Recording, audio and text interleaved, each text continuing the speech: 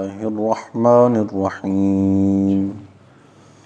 من أجل ذلك كتبنا على بني إسرائيل أنه من قتل نفسا بغير نفس أو فساد في الأرض فكأنما قتل الناس جميعا ومن أحياها فكأنما أحيا الناس جميعا وَلَقَدْ جَاءَتْهُمْ رُسُلُنَا بِالْبَيِّنَاتِ ثُمَّ إِنَّ كَثِيرًا مِّنْهُمْ بَعْدَ ذَلِكَ فِي الْأَرْضِ لَمُسْرِفُونَ إِنَّمَا جَزَاءُ الَّذِينَ يُحَارِبُونَ اللَّهَ وَرَسُولَهُ وَيَسْعَوْنَ فِي الْأَرْضِ فسادا أن يقتلوا أو يصلبوا أو تقطع أيديهم وأرجلهم من خلاف أو ينفوا من الأرض ذلك لهم خزي في الدنيا ولهم في الآخرة عذاب عظيم إلا الذين تابوا من قبل أن تقدروا عليهم فاعلموا أن الله غفور رحيم صدق اللہ مولانا العظیم الصلاة والسلام علیکہ یا سیدی یا رسول اللہ وعلی آلک واصحابک یا سیدی یا حبیب اللہ الصلاة والسلام علیکہ یا سیدی یا حبیب اللہ وعلی آلک واصحابک یا سیدی یا نور اللہ من اجل ذالک کتبنا علی بنی اسرائیل، اس سبب سے ہم نے بنی اسرائیل پر لکھ دیا انہ من قتل نفسا بغیر نفس او فساد فی الارض فکانما قتل الناس جمیعا، جس نے کوئی جان قتل کی بغیر جان کے بدلے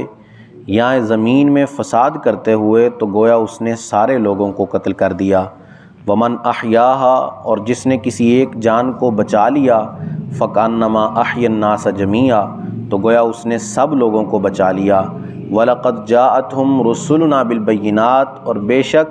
ان کے پاس ہمارے رسول روشن دلیلوں کے ساتھ آئے۔ ثُمَّ إِنَّ كَثِيرًا مِّنْهُمْ بَعْدَ ذَلِكَ فِي الْأَرْضِ لَمُسْرِفُونَ، پھر بے شک ان میں سے بہت اس کے بعد زمین میں زیادتی کرنے والے ہو گئے۔ پچھلی آیات میں قتل کا تذکرہ تھا، حضرت آدم علیہ السلام کے دو بیٹوں قابیل اور حابیل کا، تو اب قتل کی سزا یہاں بیان کی جا رہی ہے کہ جس نے گویا ایک شخص کو قتل کیا تو گویا اس نے ساری کائنات کو قتل کر دیا، سارے لوگوں کو، ساری انسانیت کو قتل کرنے کا ذمہ جو ہے وہ اس کے سر پڑے گا۔ اور جس نے کسی ایک کو بچا لیا، کسی ایک کی جان بچا لی، تو گویا اس نے سارے لوگوں کو بچا لیا، اور اس طرح کا ثواب اس کو عطا کیا جائے گا۔ اور یہاں جو ہے وہ قتل کی ناجائز صورت سے مراد ہے۔ بعض قتل ایسے ہوتے ہیں کہ جو کرنا جائز ہوتا ہے، اگلی آیات میں ان کا تذکرہ ہے کہ وہ کون سے قتل ہیں کہ جن کی وجہ سے قتل جائز ہو جاتا ہے۔ وہ صورتیں ہیں کہ قصاص میں کسی کو قتل کیا جاتا ہے، جیسے اگر کسی نے کسی شخص کو قتل کیا ہے تو شرعی سزا یہی بنتی ہے کہ اس کے بدلے میں اس شخص کو قتل کیا جائے گا، اس کو قصاص کہا جاتا ہے، یہ قتل جو ہے وہ جائز ہے۔ اسی طرح جو ہے وہ اور کئی اسلامی حدود ہیں، جیسے اگر کوئی شادی شدہ مرد یا عورت زنا کر لیتے ہیں تو ان کو قتل کرنے کا حکم ہے، شرعی طور پر ان کی جو سزا ہے وہ قتل کی ہے، تو یہاں بھی قتل جو ہے یہ جائز صورت میں ہے۔ تو یہاں جو آیت میں کہا کہ جس نے قتل کیا اس نے ساری انسانیت کو قتل کر دیا، یہاں ناجائز قتل مراد ہے کہ جس نے ناجائز ناحق کسی کو قتل کیا تو گویا اس نے ساری انسانیت کو ہی قتل کر دیا۔ ناحق قتل جو ہے اس کی سخت وعیدیں ہیں، حدیث پاک میں ہے، حضور نے فرمایا کہ اگر ساری کائنات والے کسی ایک مومن کے قتل میں شریک ہو جائیں تو اللہ سب کو ہلاک کر دے، سارے لوگوں کو، دنیا میں جتنے بھی ہیں سب کو ہلاک کر دے۔ اگر یہ سارے کے سارے کسی ایک شخص کے قتل میں شریک ہو جائیں تو اللہ عز و جل سب کو ہلاک کر دے۔ تو قتل کی جو ہے یہ سخت سزا ہے اور اس کی سخت وعیدیں بیان کی گئی ہیں، اور اس آیت کے اندر بھی ایک اس کی وعید بیان کی گئی ہے۔ انما جزاء الذین یحاربون اللہ ورسولہ، وہ کہ اللہ اور اس کے رسول سے لڑتے ہیں، ویسعون فی الارض فسادا، اور ملک میں فساد کرتے پھرتے ہیں، ان یقتلوا او یصلبوا، ان کا بدلہ یہی ہے کہ انہیں قتل کر دیا جائے یا سولی چڑھا دیا جائے، او تقطع ایدیہم وارجلہم من خلاف، یا ان کے ایک طرف کے ہاتھ اور دوسری طرف کے پاؤں کاٹ دیے جائیں، او ینفوا من الارض، یا زمین سے دور کر دیے جائیں، ذالک لہم خزی فی الدنیا، یہ دنیا میں ان کی رسوائی ہے، وَلَهُمْ فِي الْآخِرَةِ عَذَابٌ عَظِيمٌ، اور آخرت میں ان کے لیے بڑا عذاب تیار کیا گیا ہے۔ إِلَّا الَّذِينَ تَابُوا، مگر وہ جنہوں نے توبہ کر لی، من قبل ان تقدروا علیہم، اس سے پہلے کہ تم ان پر قابو پاؤ، فَاعْلَمُوا أَنَّ اللَّهَ غَفُورٌ رَحِيمٌ، تو جان لو کہ اللہ بخشنے والا مہربان ہے۔ اس آیت کا شان نزول یہ ہے کہ ایک قبیلے کے لوگ حضور کی بارگاہ میں مدینہ کے اندر آ کر مسلمان ہو گئے، اور ان کو مدینہ شریف کی آب و ہوا جو ہے وہ راس نہ آئی، اور ان کی طبیعت جو ہے وہاں آ کر خراب ہو گئی۔ تو حضور نے ان سے کہا کہ جاؤ صدقے کی جو اونٹنیاں، کیونکہ اس وقت جو صدقہ ہوتا تھا وہ بیت المال میں الگ جمع کیا جاتا تھا، تو صدقے کی اونٹنیاں الگ ایک مقام پر رکھی ہوئی تھیں۔ حضور نے ان سے کہا کہ جاؤ ان صدقے کی اونٹنیوں کا دودھ اور پیشاب پیو جا کر، تمہیں صحت یابی ہو جائے گی۔ انہوں نے ایسا ہی کیا تو اللہ عز و جل نے انہیں شفا عطا فرما دی، ان کو صحت مل گئی۔ اب شفا جب مل گئی تو حضور کا شکر ادا کرنے کی بجائے، شکریہ ادا کرنے کی بجائے، وہ سارے کے سارے مرتد ہو گئے۔ مسلمان تھے لیکن پھر کافر ہو گئے، اور وہ جو اونٹنیوں کی حفاظت پر لوگ تھے ان کو قتل کر دیا، اور اونٹنیاں اپنے ساتھ لے کر مدینہ سے بھاگ گئے۔ حضور نے ان کے پیچھے چند لوگوں کو روانہ کیا، اور ان لوگوں کو وہ قید کر کے واپس مدینہ کے اندر لائے، اور یہاں آ کر حضور نے ان کے ہاتھ پاؤں جو ہے کٹوا دیے، اور ان کو صحرا کے اندر چھوڑ دیا یہاں تک کہ وہ لوگ مر گئے۔ اسی کا تذکرہ جو ہے وہ اس آیت کے اندر ہے، اور اس آیت کے اندر ڈاکوؤں کی سزا بیان کی گئی ہے۔ ڈاکو جو ہے وہ یہ چور سے مختلف ہوتا ہے۔ چور ہوتا ہے کہ جو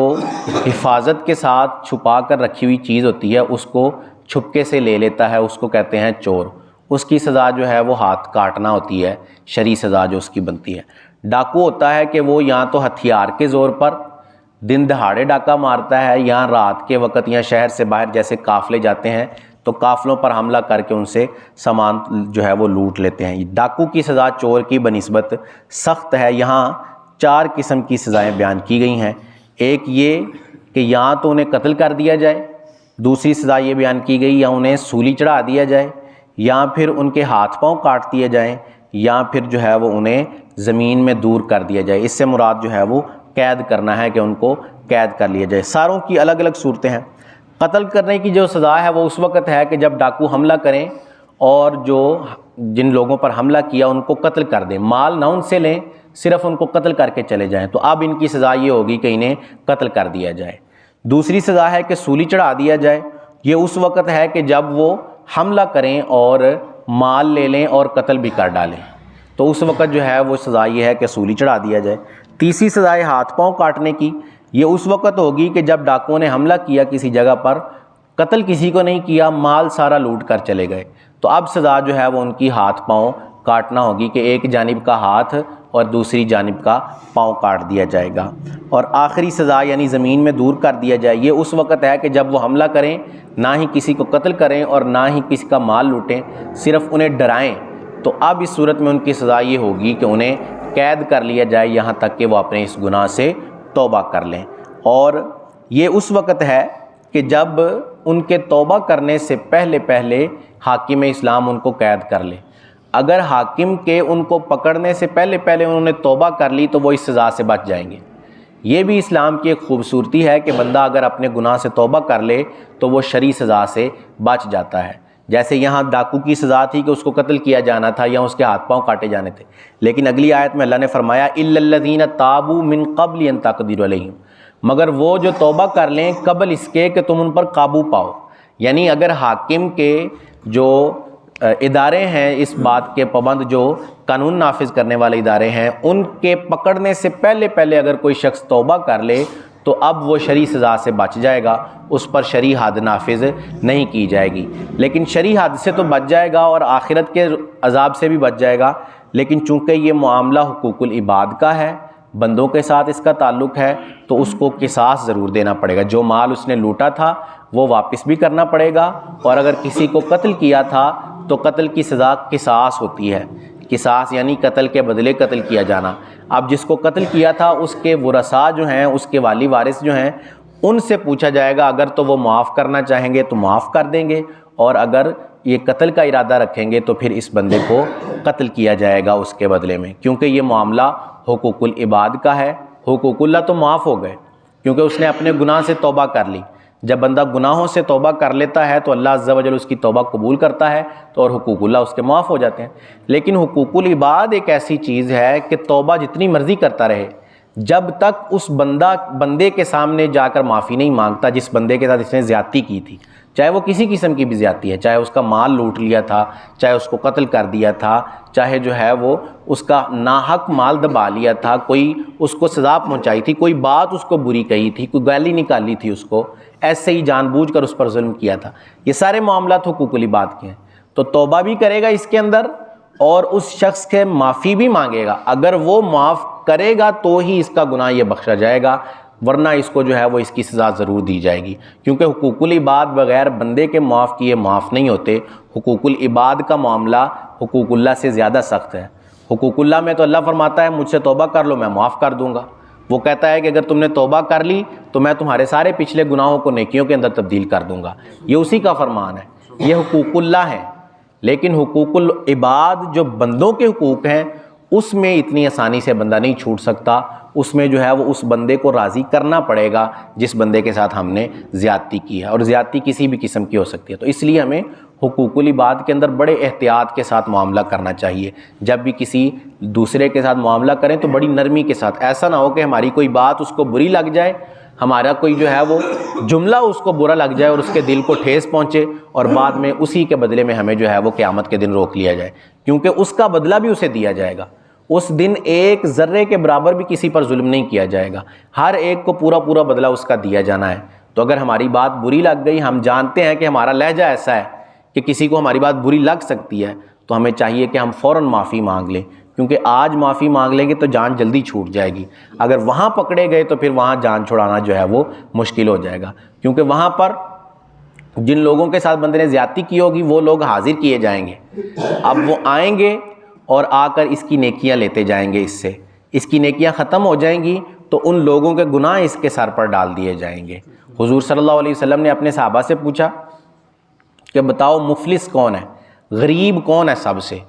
تو صحابہ نے کہا کہ ہم تو اسی کو غریب سمجھتے ہیں جس کے پاس مال و دولت نہیں ہوتا، جس کے پاس کوئی مال نہیں ہے ہم کہتے ہیں وہ غریب ہے۔ حضور نے کہا نہیں، وہ غریب نہیں ہے۔ تو صحابہ نے عرض کی پھر آپ بتائیے کون غریب ہے؟ حضور نے کہا اصل غریب وہ ہے کہ جو قیامت کے دن پہاڑ جتنی نیکیاں اپنے ساتھ لے کر آئے، نیکیاں اس کے پاس بہت زیادہ ہوں،